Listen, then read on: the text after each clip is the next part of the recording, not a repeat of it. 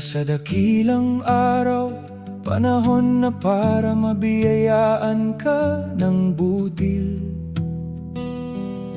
Buhay kahalin tulad ng ibang nilalang, mga ibon at halaman.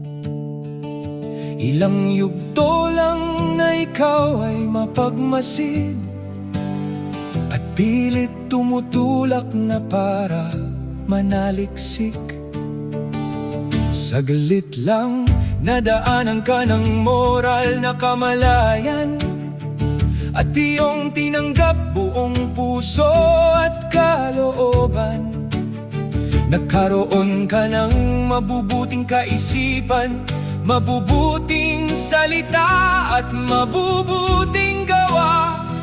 Ganap ka ng matatawag na tao sa yugtong ito.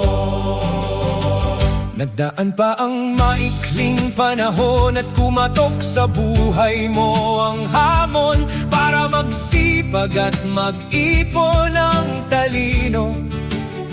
Napapansin mong bumibigat na ang mga obligasyon at sakripisyo, mga kalakaran para sa pagiging dakilang nilalang o magiting na tao.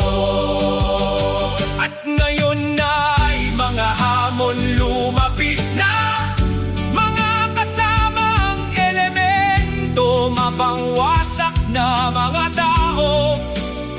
Narinig mong muli ang pangaral ng iyong mga magulang, anak, banal na tungkulin sa Diyos at sa bayan ng puksainang pumipili sa kasinungalingan, na nananakit sa matuwid at nangaapi sa makatarungan labanan. Dumating na ang araw na ikaw ay ganap ng makapangyarihang mandirigma. Darating ang panahon ng iyong naging liwanag dito sa lupa, ay magbabalik sa dakilang araw bilang isang banal na apoy magliliyab na.